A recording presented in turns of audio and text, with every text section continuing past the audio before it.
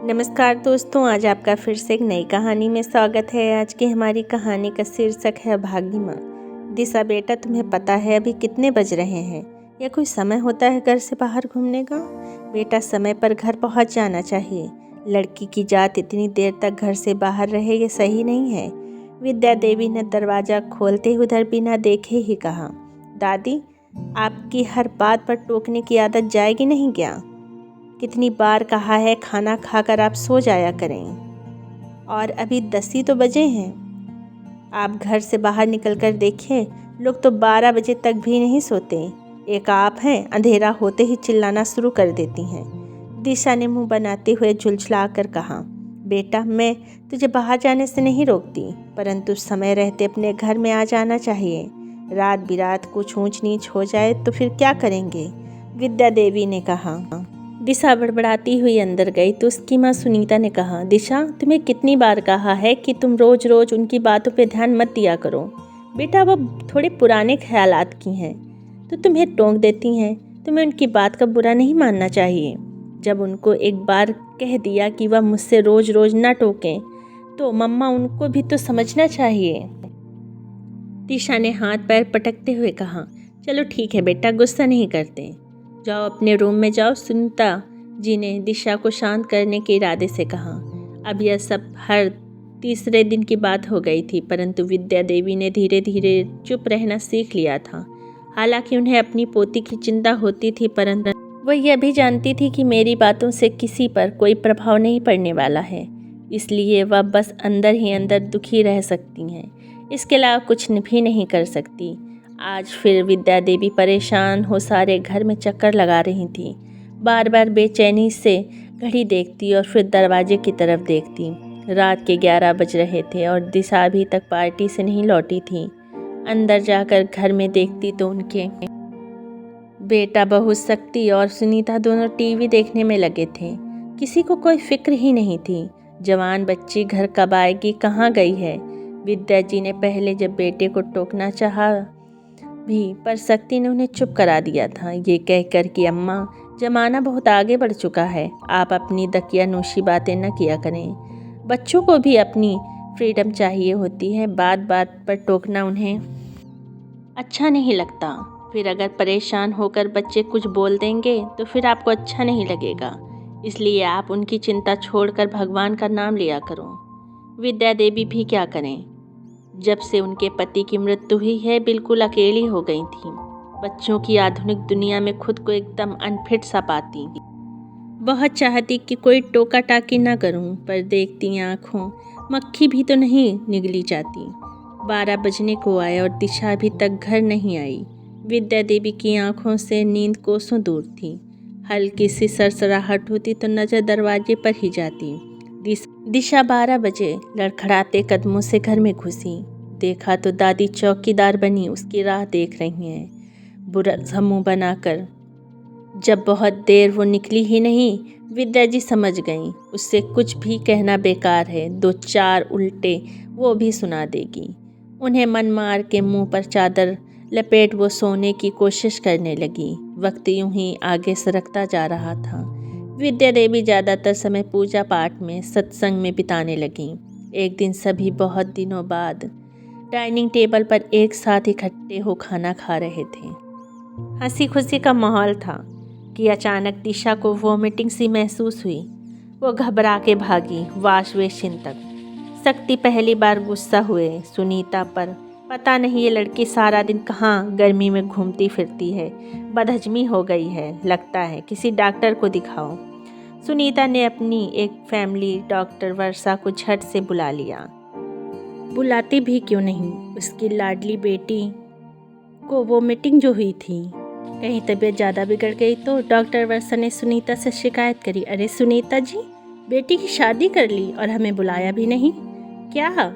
सुनीता जैसे आसमान से ज़मीन पर गिरी। ऐसा क्यों बोल रही हो वर्षा? सुनीता ने थूक निकल कर अपना सूखा गला गीला करते हुए बोला। डॉक्टर वर्षा हंसते हुए बोली, तुम नानी बनने वाली हो। सुनीता, बधाई हो, अब जल्दी से मिठाई ले आओ। इतना सुनना था कि सुनीता का सारा शरीर पसीने पसीने हो गया और गला एकदम सूख गया। उसकी स्थिति ऐसी थी मानो काटो तो खून नहीं। घर में जब यह पता चला तो मानो कोहराम मच गया। शक्ति तो गुस्से में आग बबूला होकर सुनीता और दिशा पर बरस पड़ा। एक पल के लिए उसे ऐसा लगा मानो सब खत्म हो गया। फिर सुनीता ने खुद को संभाला और वर्षा से गिड़गिड़ाते हुए कहा, तू मेरी अच्छी सहेली है, प्लीज़ इस बात को सीक्रेट रखना। अभी कोई तरीका बता इससे छुटकारा पाने का। हमें तुरंत अबॉर्शन करवाना है, वरना कहीं मुंह दिखाने लायक नहीं रहेंगे। वर्षा ने कहा, हाँ अभी ज़्यादा समय नहीं हुआ है, अभी इलाज हो सकता है। तुम इसे कल नर्सिंग होम एडमिट करवा दो। दिशा को नर्सिंग होम में एडमिट करवा दिया गया। जांचें हुई, पता चला फिट्स 3 मंथ का है और दिशा एनीमिया से पीड़ित है, इसलिए पहले कुछ दिन उन्हें दवाइयाँ खानी पड़ेंगी, उसके बाद कुछ हो सकता है। इसी बीच वर्षा को 1 महीने के लिए अचानक बाहर जाना पड़ा। किसी और डॉक्टर को दिखा नहीं सकते, बदनामी का डर था, तो वर्षा जी के आने का इंतज़ार करना ही ठीक समझा गया। जब डॉक्टर वर्षा वापस आई तब तक बहुत देर हो चुकी थी। वर्षा जी ने सुनीता से कहा, अब तो कॉम्प्लिकेशन बढ़ गई है, दिशा की जान को भी खतरा हो सकता है। अब एक ही तरीका है, अब तू इसे लेकर कहीं दूर चली जा, बेबी होने के बाद आ जाना, तब तक यहाँ कोई भी बहाना बना देना। वर्षा ने बताया, उसकी एक जान पहचान की डॉक्टर है दिल्ली में, वहाँ चले जाना, मैं बात कर लेती हूँ उनसे, वो तुम्हारे रहने की व्यवस्था भी कर देंगी। सुनीता के पास और कोई ऑप्शन ही नहीं बचा था इसके अलावा। कुछ समय के लिए वो बेटी दिशा के साथ वहाँ चली गई। घर में सब जान गए थे, घर की इज्जत आबरू बचाने का अब शायद यही विकल्प बचा था। दिल्ली में वो आकर ठहरी थी, वो शहर जहाँ किसी को किसी से कोई खास फर्क नहीं पड़ता। वहाँ न कोई जान पहचान थी। दोनों की मन स्थिति इस समय ऐसी थी कि बिल्कुल चुपचाप रहती। कई दिन निकल जाते, माँ बेटी आपस में बात भी न करती, जैसे एक दूसरे से नज़रें चुराती। कहाँ दिशा इतनी चुलबुली और शरारती, और अब जैसे हंसना बोलना सब भूल गई हो। सुनीता भी बहुत उदास रहती, परेशान रहती, रह रह कर उन्हें अपनी सास विद्या देवी की हिदायतें याद आती और बिना रुके आंसू उनकी आंखों से बहे जा रहे थे। मैंने उनका कितना अपमान किया, उन्होंने मुझे लाख समझाया पर मेरे कानों में जूं न रेंगी। शायद भगवान मुझे इसी बात की सज़ा दे रहे हैं। वो मुझे कितनी बार बोलते थीं कि आजकल का माहौल ख़राब है, बेटी को खूब पढ़ाओ लिखाओ, पर इतनी भी आज़ादी मत दो जो आज़ादी उसका जीवन संवार सके, ना कि बर्बाद कर दे। विद्या देवी ने कई बार अपनी बहू सुनीता को दिशा का ख्याल रखने की हिदायत दी थी, पर वो आधुनिकता की बेड़ियों में जकड़ी कहाँ उनकी बातें सुनती थी। उधर दिशा भी इस गिल्ट में जी रही थी कि उसने दादी की बात कभी नहीं सुनी। दादी ने उसे कितनी बार प्यार से समझाया था, पर उसे दादी ओल्ड फैशन, पकाऊ और कितनी बोरिंग लगती थी। काश कभी उनकी बात मान लेती तो आज इस मुसीबत में न फंसती। जब भी उसे अपने बॉयफ्रेंड का ध्यान आता, गुस्से से उसकी मुट्ठियाँ भीग जाती। कितना धोखेबाज था वो, इतनी मीठी बातें कर मुझे फंसा लिया और बाद में साफ बच निकला। पाखंडी कहीं का। काश माँ ने कभी मुझे समझाया होता कि जवान होती लड़की को क्या सावधानियाँ रखनी चाहिए, किनसे मिलना या नहीं मिलना चाहिए। कभी भी मुझे रोकती तो आज ये दिन न देखती। उसे अपनी माँ से नफरत सी होने लगी थी। ऐसे ही करते करते कुछ महीने निकल गए और एक दिन उसने एक बहुत ही प्यारे से बेटे को जन्म दिया। बहुत सुंदर प्यारा बच्चा था वो, और एक ख़ास बात, उसके सीधे हाथ में 6 उंगलियां थी जो उसे सबसे अलग ही करती थी। नज़र भर कर देख भी न पाई थी वो कि उसकी माँ बच्चे को लेकर बिल्कुल मुँह अंधेरे वहीं किसी मंदिर की सीढ़ियों पर रख आई थी। बहुत रोई वो। बेशक वो बच्चा नाजायज़ था, पर उसकी सज़ा उस बच्चे को क्यों? आखिर क्या गलती है उसकी जो इस दूधमुँहे बच्चे को माँ से दूर कर दिया, छोड़ दिया गया मंदिर की सीढ़ियों पर, बिना ये जाने कि उसका क्या होगा। कोई कुत्ते नोच खाएंगे या किसी ज़रूरतमंद के हाथ लगेगा, या पता नहीं क्या होगा उसका। माँ के सामने बहुत गिड़गिड़ाई, माँ मुझे मेरा बच्चा वापस दो, मैं अपने बच्चे को लेकर बहुत दूर चली जाऊंगी जहाँ मैं कोई नहीं जानता होगा। सुनीता जी ने उसे धमका दिया और साथ में हिदायत भी दी कि भूल जा उसे, ज़्यादा रोएगी तो तेरी आंखें खराब हो जाएंगी। अगर बच्चे के साथ तुझे कहीं भेजना होता तो इतने दिन तेरे साथ थोड़ी ही पड़ी रहती यहाँ पर। दिशा खूब रोती अकेले में, लेकिन मजबूर थी। नहीं जानती थी कि ये रोना अब उसकी किस्मत बनने वाला है। अपना दिल का टुकड़ा अनजान जगह छोड़ते उसका दिल फटा जा रहा था, पर वो लाचार थी। माँ बेटी दोनों घर आ गईं। किसी को कुछ पता नहीं चला। किसी ने पूछा भी तो कोई बहाना बना दिया। कभी कभी हम जिंदगी में इतने मजबूर कैसे हो जाते हैं।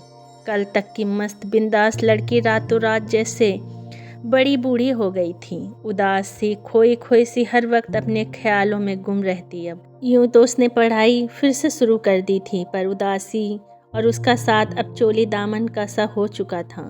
सब उसे एक हादसा समझकर भूल गए थे, पर दिशा कैसे भूल पाती अपना अंश जो छोड़ कर आई थी। अगर उसे कुछ हो गया होता तो सब्र कर लेती कि वो इस दुनिया में नहीं है, पर अब कैसे रहे उसके बगैर।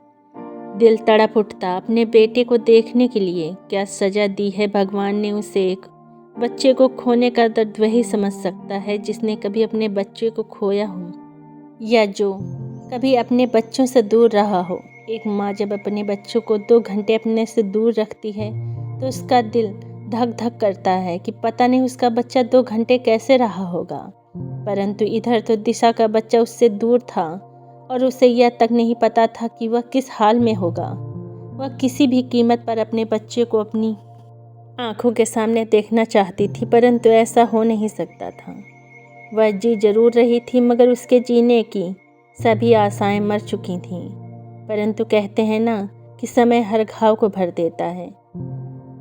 तो धीरे धीरे समय बीतता गया और दिशा भी जिंदगी जीने लगी, परंतु गुमसुम और एकदम उदास। वो ग्रेजुएशन पहले ही कर चुकी थी, अब बीएड कर रही थी। विद्या देवी जब जब दिशा को देखती तो उसे बहुत दुख होता। उसका भी कलेजा फटकर मुंह को आने को हो जाता, परंतु वह भी क्या करती। जब समझाती थी तब तो कोई समझने को तैयार नहीं था।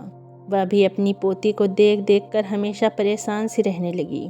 उसके पिता उसकी माँ पर जोर डालते कि अब इसकी शादी जल्दी करवा देते हैं, सब भूल भाल के अपनी गृहस्थी में रम जाएगी।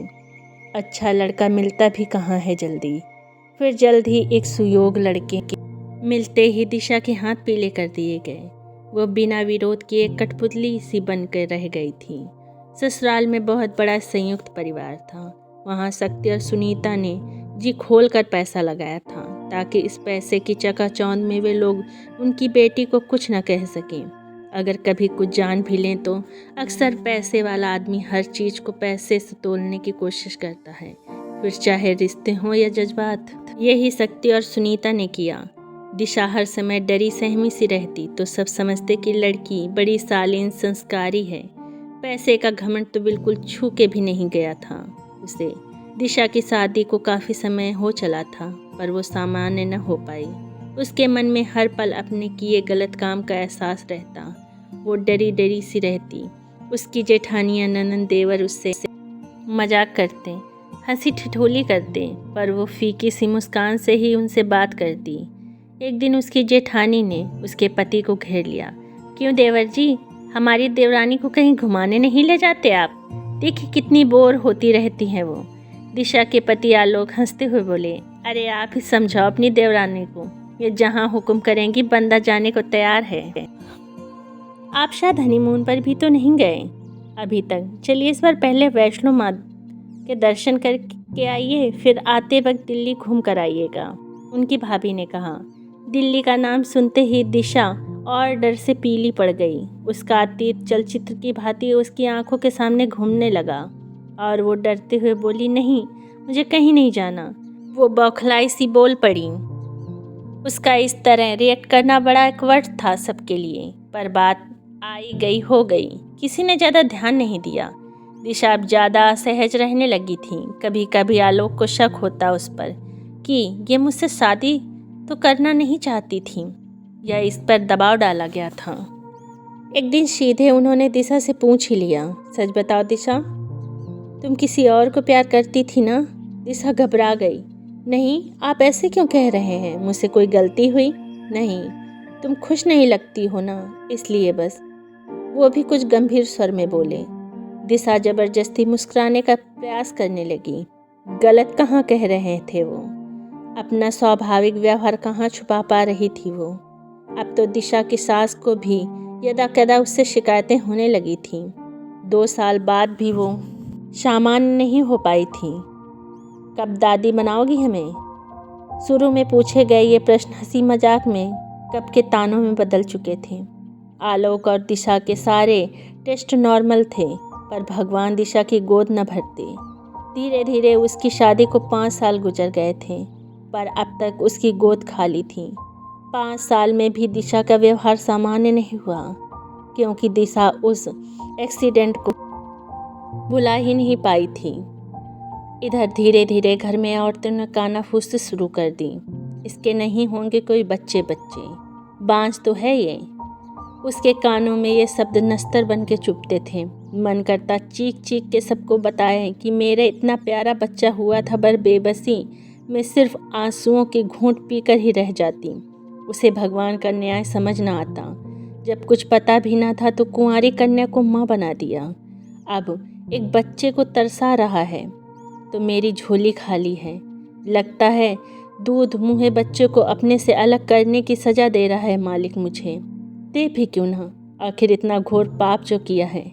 वारे विधाता, तेरे खेल निराले। आलोक पर उसके माँ बाप एक बच्चे के लिए लगातार दबाव बना रहे थे। आलोक भी अब परेशान हो गया था कि दिशा उदासीनता से।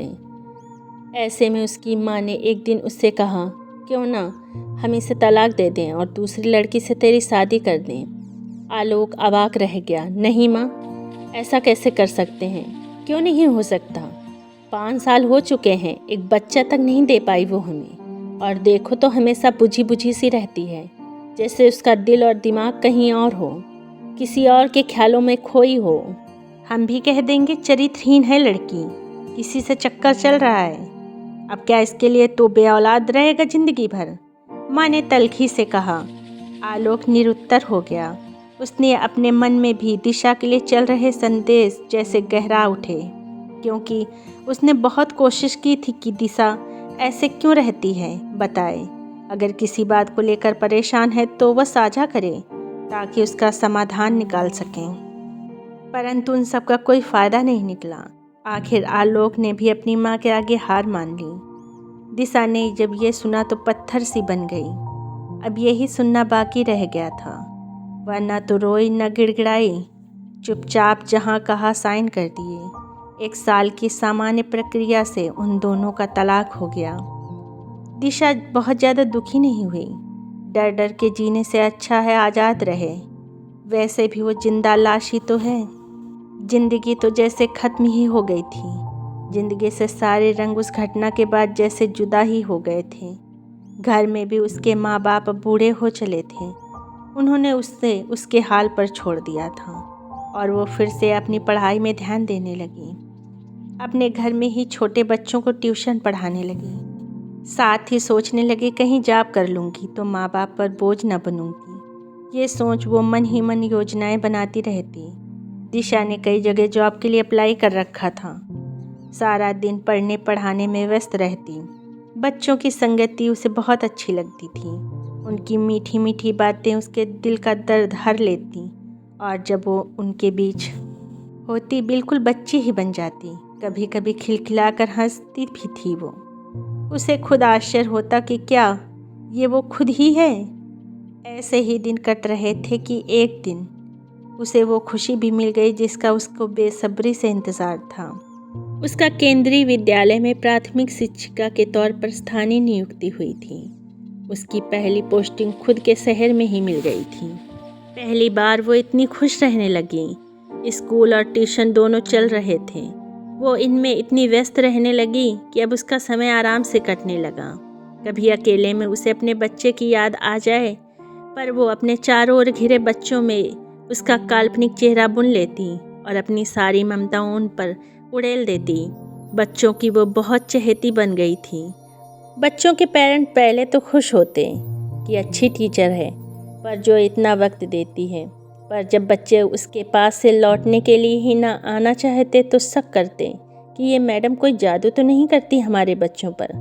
जादू ही तो करती थी वो सब पर, अपने प्यार का, बेपनाह मोहब्बत का और दुलार संग पढ़ाई का। उसे भी उन बच्चों में बहुत ज़्यादा आदत हो चली थी। ऐसे ही दिन महीनों में बीतने लगे और महीने साल में, और देखते ही देखते 15 साल गुजर गए और अब दिशा 47 वर्ष की हो गई थी। एक दिन अचानक से दिशा को बहुत बड़ा झटका लगा। उसका ट्रांसफ़र दिल्ली कर दिया गया था। दिल्ली का नाम सुनकर ही कुछ क्षण को वो सिहर उठी। इस बात पर खुश हूँ या भयभीत उससे समझ ना आया, लेकिन फिर उसने सोचा कि भगवान जो भी करते हैं उसमें कोई ना कोई भलाई छुपी होती है। जब मेरा ट्रांसफ़र हुआ है और वहाँ भेज रहे हैं तो कुछ न कुछ भलाई होगी ही। महत्वपूर्ण ये है कि मैं अब आत्मनिर्भर हूँ। पूरी ज़िंदगी भी उन मासूम बच्चों के संग काट दूंगी तो कम है। उसे यहाँ के बच्चों को छोड़ने का दुख भी था, पर क्या कर सकती थी। आज उसे दिल्ली जाना था। सारे बच्चे उसके लिए अलग अलग कार्ड गिफ्ट्स लेकर आए थे। कोई सुंदर गुलाब, बेला के फूल का गुलदस्ता बनवा के लाए थे। सभी बच्चों की आंखों में आंसू थे। मैम प्लीज़ आप मत जाइए हमें छोड़कर, एक बच्चे ने सुबकते हुए दिशा से लिपटते हुए कहा। दिशा को एक बार फिर अपने बच्चे की याद आ गई और उसे लग रहा था कि आज एक बार फिर मैं अपने बच्चों को छोड़कर जा रही हूँ। उन बच्चों के आंसू, उसका इतना प्यार देखकर दिशा की आंखों से आंसू रुकने का नाम नहीं ले रहे थे। वो मन ही मन सोचती, कौन कहता है इस दुनिया में प्यार की कमी है। देखो इन मासूमों को, जितना प्यार बटोर सकते हो बटोर लो, भर लो अपना दामन। बस भगवान का अपना अलग स्टाइल है प्यार देने का। जैसे तैसे दिशा उन बच्चों पर प्यार लुटाकर उनसे विदा लेकर दिल्ली आ गई। दिल्ली आए 1 माह हो गया था। दिशा स्कूल के ही क्वार्टर में रहने लगी तो नए स्कूल, बच्चों और लोगों को समझने में ही व्यस्त रहती। यहाँ के बच्चे भी बड़े ही प्यारे थे। 1 महीने में ही उनसे भी लगाव हो गया था, परंतु ये जगह रह रहकर उसे अतीत में धकेल देती। कभी कभी दिशा के मन में अजीबोगरीब से सवाल उठ खड़े होते। क्या उसका बच्चा बच गया होगा? क्या अगर ऐसा है तो वो भी यहीं हो सकता है? अगर वो यहीं है तो क्या उससे कभी मिल पाएगा वो? कभी प्रश्नों के झंझट में मन डोलने लगता और वह बेचैनियों के भंवर में डूबती उतरती रहती। कई बार मन छोटे बच्चों सा मचल जाता। उसका अपने बेटे को बस एक बार देख लेने के लिए वो दौड़कर मंदिर में जाती और हाथ जोड़कर भगवान से प्रार्थना करती है कि हे भगवान, एक बार, बस एक बार मुझे मेरे बेटे से मिला दो। अब मैं उसे कभी अपने से दूर नहीं होने दूंगी, क्योंकि मैं उस दुनियादारी से बहुत दूर निकल कर आ चुकी हूँ। मैं उससे माफ़ी मांग लूँगी अपने सारे गुनाहों की। वो अपने बेटे को एक झलक देखने को शहर के हर मंदिर की चौखट पर घंटों बैठी रहती कि शायद कोई चमत्कार हो जाए। किसी से पूछे भी तो क्या पूछे, आज से कोई 26-27 साल पुरानी बात हो गई थी। कभी कभी छोटे बच्चों में अपने बेटे की एक ख्याली तस्वीर बुनती, फिर सहसा चौंक जाती कि वो तो अब जवान युवक हो गया होगा। हो सकता है शादीशुदा भी हो, बाल बच्चों वाला भी हो।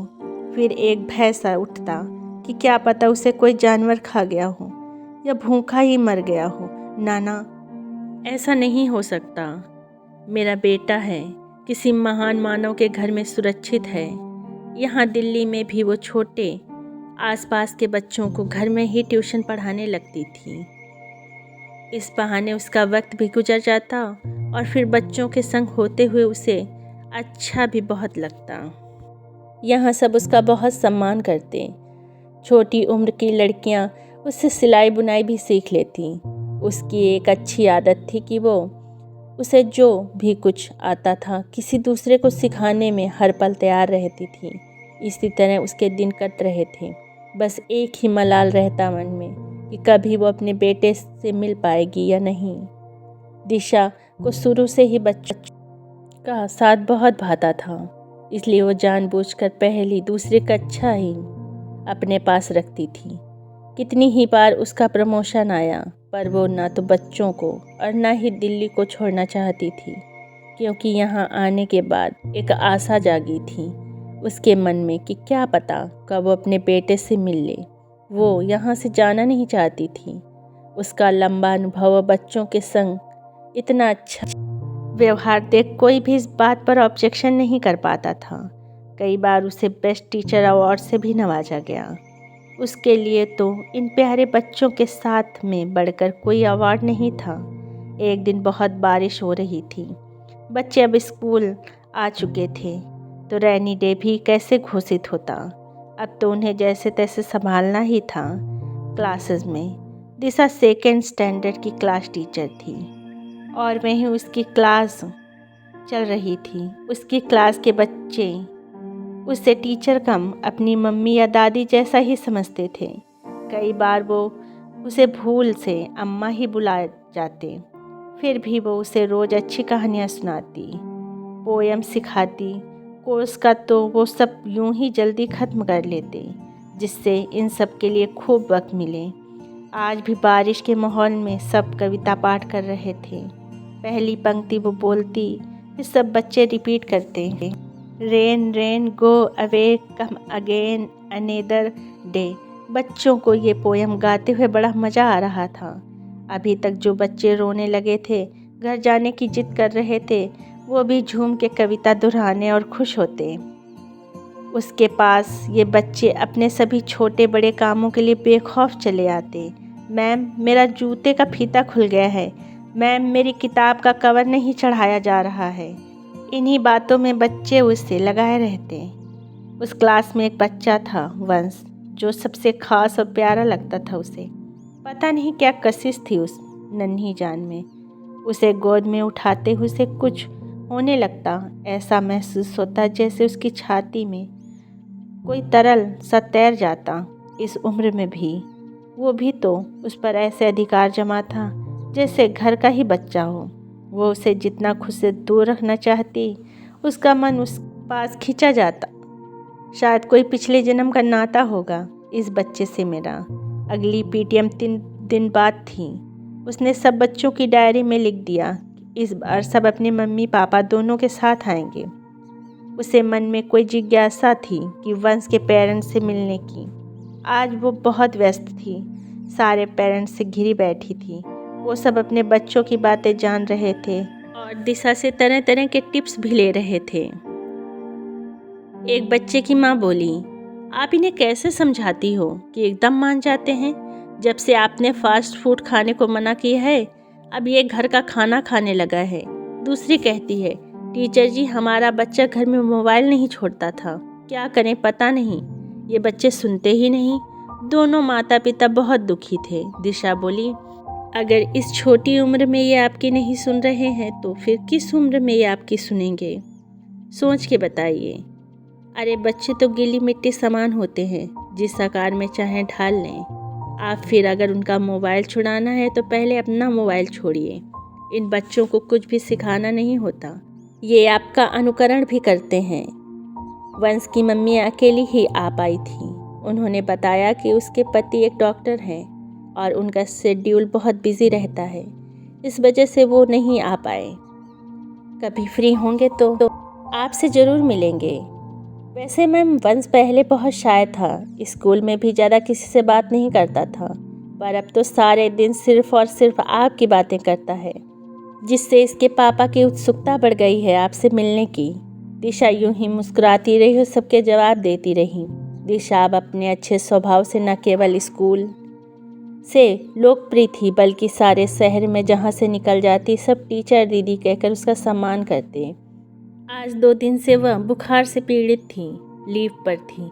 ऐसे नाजुक समय में आदमी को परिवार की बहुत ज़रूरत होती है। कहने को सब अपने ही थे, पर आजकल बिना बताए आसानी से किसे पता चलता है कि पड़ोस में क्या चल रहा है। उसे भी लगा था मामूली बुखार है, 1 आध दिन में ठीक हो जाएगा। क्यों किसी को परेशान करूं? बीमारी की हालत में उल्टे सीधे विचार मन को परेशान ही करते हैं। वही हाल दिशा का हो रहा था। क्या वाकई में मेरी युवा अवस्था में हुई भूल एक गलती मात्र थी, या फिर वो कोई गुनाह था जिसकी माफ़ी मुझे इस जन्म में नहीं मिलेगी? आज वो खुद ही वकील और जज बनी हुई थी। एक और वो सोचती, इस उम्र में अक्सर ऐसी गलती होती हैं, पर उसकी इतनी बड़ी सज़ा, क्या यह न्याय उचित है? गलती, इसे गलती कहते हो? किसी मासूम को जब पालना न हो तो पैदा करके किसके हवाले छोड़ना था? दूसरी तरफ आवाज़ आती है, मैं मजबूर थी, खुद निर्णय नहीं ले सकती थी। मेरे घर वालों के निर्णय ही मान्य था तब। घर वालों को न घसीटो बीच में, अपने कर्मों के फल हमें खुद ही भुगतने पड़ते हैं। अभी भी ये अदालत न जाने कितनी देर चलती कि तभी किसी ने दरवाज़ा खटखटाया। उसने कमज़ोर स्वर में कहा, कौन है? अंदर आ जाओ। उसके सामने एक लंबा, गौरवर्ण, बहुत खूबसूरत व्यक्ति खड़ा था। वो मंदमुग्ध सी उसे देखने लगी। अभी कुछ समझ पाती वो कौन है, इतने में वंश दौड़ते हुए आकर उससे लिपट गया। ओह, तो आप वंश के पापा हैं? दिशा ने उठना चाहा, पर डॉक्टर वेद ने उन्हें लेटे रहने को कहा और बोले, मैम, मैं वंश का पिता डॉक्टर वेद। वैसे तो आपसे मिलने की बहुत दिनों से ख्वाहिश थी, पर आप 2 दिन से स्कूल नहीं आई तो वंश बहुत परेशान रहने लगा। ये आपसे बहुत अटैच्ड है। जब 2 दिन से आप स्कूल ना आई तो ये मुझे आज यहाँ ले आया। उसने प्यार से वंश को निहारा। वो खुद भी सभी बच्चों को बहुत मिस कर रही थी। आप क्या मेडिसिन ले रही हैं? लाइए, मैं आपको चेक कर लेता हूँ, कहकर वो उनके पास आया। अरे, आपको तो बहुत तेज़ बुखार है। लाइए, अपना हाथ दीजिए, मैं आपकी नब्ज़ देखता हूँ। दिशा ने जैसे ही उसके हाथ में अपना हाथ देना चाहा, उन्हें बहुत तगड़ा झटका सा लगा। जैसे ही उन्होंने डॉक्टर वेद का हाथ देखा, उनके पैरों तले ज़मीन ही खिसक गई। उनकी आंखों के आगे अंधेरा छाने लगा। बिल्कुल उसी तरह सीधे हाथ में 6 उंगलियां। उसे तुरंत लगा कि यही मेरा बेटा है, परंतु फिर उसने अपने दिमाग में आए विचारों को झटका देते हुए सोचा, यह ज़रूरी तो नहीं कि सिर्फ मेरे ही बच्चों के हाथ में 6 उंगलियां हों, और भी तो लोग हैं जिनकी 6 उंगलियां होती हैं। वह इसी उधेड़बुन में अपने आप में खोई हुई थी कि डॉक्टर वेद ने कहा, क्या हुआ टीचर जी, आप क्या देखने लगी? ओह, शायद मेरी उंगली। वो हंसा। लोग बताते हैं जन्म से ही ये ऐसी हैं। बेटा, तुम्हारे माँ बाप नहीं हैं क्या? वो हकलाती हुई बोली, बड़ा अभागा हूँ जी मैं। जिसने पैदा किया वो कोई रईसजादी थी, मंदिर की सीढ़ियों पर छोड़कर भाग गई। नाजायज औलाद होगा मैं उसकी। अरे, पालने की हिम्मत न थी तो तभी मार क्यों न दिया? खैर, फिर लगता है क्या पता कोई मजबूरी रही हो। दिशा ने देखा। ये सब कहते हुए इसके चेहरे पर घृणा, गुस्सा और रोष के मिले जुले भाव थे। वो बोलता रहा, वो तो भला हो एक दंपति का, जिन्होंने मुझे वहाँ से उठाकर पाला पोसा, इंसान बनाया, लेकिन वक्त का सितम देखिए, वो भी एक दुर्घटना का शिकार बन गए। अब तो बस हम 3 ही बचे हैं परिवार में। दिशा की आवाज़ उसके हलक में घुट गई।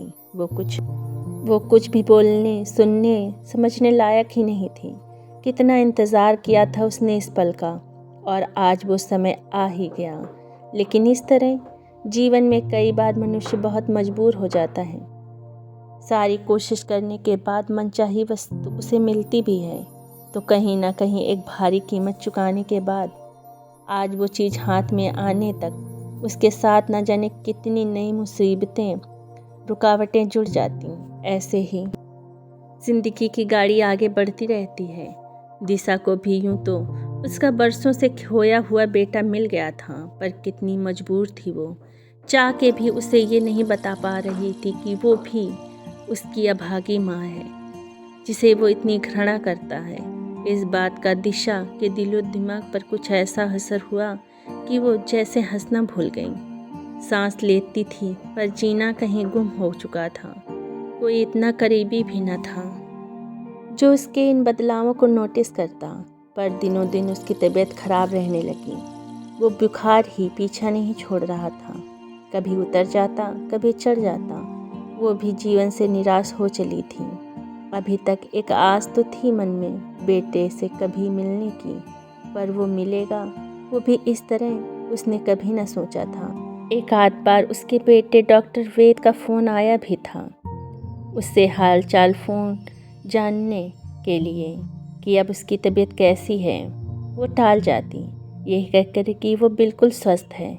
उसे लगता क्या बताऊं, उसे वो मेरा कौन लगता है और मैं क्या समझाऊंगी और वो क्या समझ पाएगा। कई बार हम सारी ज़िंदगी लड़ते रहते हैं अपनी ज़िंदगी में, और जब मंजिल हमारे सामने होती है तो हिम्मत हार जाते हैं और हथियार डाल देते हैं। वही हाल दिशा का था इस वक्त। अब फिर काफ़ी दिनों से दिशा स्कूल से छुट्टी पर थी, तबीयत खराब होने की वजह से।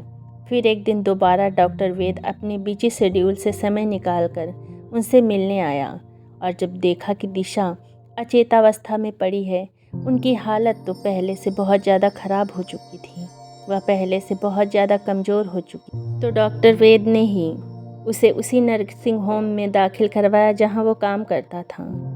उसे भी कोई अनजानी डोर दिशा की तरफ लगातार खींच रही थी। अपने सीनियर डॉक्टर से उसने दिशा की गिरती तबीयत के बारे में डिस्कस किया कि आखिर क्या कारण हो सकते हैं कि वो दिनों दिन कमज़ोर हो रही हैं। कोई दवाई वर्क ही नहीं कर रही है। जैसे उन्हें बताया, ऐसा लगता है इनको कोई बड़ा सदमा लगा है। ये कुछ अस्पष्ट सा बड़बड़ाती भी हैं। फिर डॉक्टर वेद ने कुछ ऑब्जर्व किया। डॉक्टर वेद ठीक ही कह रहे थे, वो बड़बड़ाती हैं, मेरा बच्चा, माफ़ी, मेरा राजा, और अचेत हो जाती हैं। डॉक्टर वेद ने मन ही मन कुछ निश्चय किया और उनके घर गया। उसके पास घर की चाबी थी। उस दिन से उसने वहाँ उनका सामान टटोला। शायद कोई सुराग हाथ लगे उनकी परेशानी का। खोजने से तो भगवान भी मिल जाते हैं। वेद के हाथों उनकी डायरी लग गई, जिसमें वो अपना पूरा दिल खोल देती थीं। अकेलेपन का यही तो साथी था उनका। उनकी पूरी ज़िंदगी एक खुली किताब की तरह खुलती जा रही थी। जैसे ही वेद ने डायरी का एक पन्ना पढ़ा, उसका दिल दहलने लगा। उसकी आंखों से आंसू बह रहे थे। ध्यान आ रहा था वो दिन जब वो उसकी उंगलियों को एकटक देख रही थी। तो क्या ये मेरी माँ है? ओह, कितना भला बुरा कह दिया था मैंने उस दिन उन्हें। वो मन ही मन बहुत पछताने लगा। अपनी माँ की डायरी पढ़कर उसे एहसास हुआ, हर ऐसी औरत जो बिन ब्याही माँ बन जाती है, उसकी मजबूरियाँ समझनी चाहिए। ये गलती है जिसके लिए और बहुत से कारण भी जिम्मेदार हो सकते हैं। ऐसे में व्यक्ति को सहानुभूति की ज़रूरत होती है, ना कि घृणा और उपेक्षा की। एक उम्र ऐसी होती है जब इंसान से गलती हो जाती है, लेकिन उसकी इतनी बड़ी सज़ा नहीं मिलनी चाहिए। उसका अपनी माँ के लिए प्यार उमड़ पड़ा। आखिर वो उसकी माँ थी। वे जल्द ही मन कुछ निर्णय लेता हुआ नर्सिंग होम पहुँचा। उसने तुरंत दिशा को अस्पताल से डिस्चार्ज करवाया और अपने साथ घर ले आया, और उसने दिशा का हाथ अपने हाथ में लेकर उसके कानों में हल्के से फुसफुसाया, माँ, मेरी माँ, मैं तुम्हारा बच्चा, तुम्हारा राजा बेटा। दिशा के शरीर में कुछ हरकत हुई। बार बार ये सुन धीरे से उसकी बेहोशी टूटी, और वेद को अपने सामने देख उसे इस तरह से प्यार से माँ पुकारते देख उसके निर्जीव शरीर में मानो प्राण डाल दिए हों। जब दिशा को होश आया तो उसने देखा वहाँ अस्पताल में नहीं है, तो उसने डॉक्टर वेद से कहा कि मैं कहाँ हूँ। डॉक्टर वेद ने कहा, माँ, मेरे माता पिता नहीं हैं, मैं तो तुम्हें अपनी माँ बनाना चाहता हूँ। वेद को भी दादी का प्यार मिल जाएगा और मुझे भी माँ का प्यार मिल जाएगा, इसलिए मैं तुम्हें अपने घर ले आया हूँ। अब तुम यहीं हमारे साथ रहोगी। और वेद उस पर अपना सारा प्यार निछावर करने लगा। बहुत जल्द अब वो स्वस्थ होने लगी। सब आश्चर्यचकित थे कि ये क्या जादू हुआ उस पर, और वो एक तरफ वेद अपनी बहू और दूसरी तरफ वंश अपने प्यारे पोते को देख निहाल हो उठती। उसे जैसे सारे जहाँ की खुशियाँ मिल गई थी। अब सच ही कहा है किसी ने, भगवान जब देते हैं तो छप्पर फाड़ के देते हैं, भले देर से ही। भगवान ने उसे उसके बेटे से मिला ही दिया। वेद और उसकी पत्नी ने दिशा जी को वो सारा प्यार और स्नेह लौटा दिया जिससे वो जीवन भर वंचित रहीं। दोनों अपनी माँ की बहुत सेवा करते और अपना कीमती समय उनके साथ बिताते। उसके बाद कभी दिशा जी के जीवन में कष्ट नहीं आए। वो अपने बेटे, बहू और पोते के साथ सुखी जीवन बिताने लगी। दोस्तों, ये माँ बेटे की कहानी आपको कैसी लगी? कहानी अगर पसंद आई हो तो चैनल को सब्सक्राइब करें, वीडियो को लाइक करें और कमेंट में बताएं कहानी आपको कैसी लगी। मेरे वीडियोस देखने के लिए आपका दिल से धन्यवाद।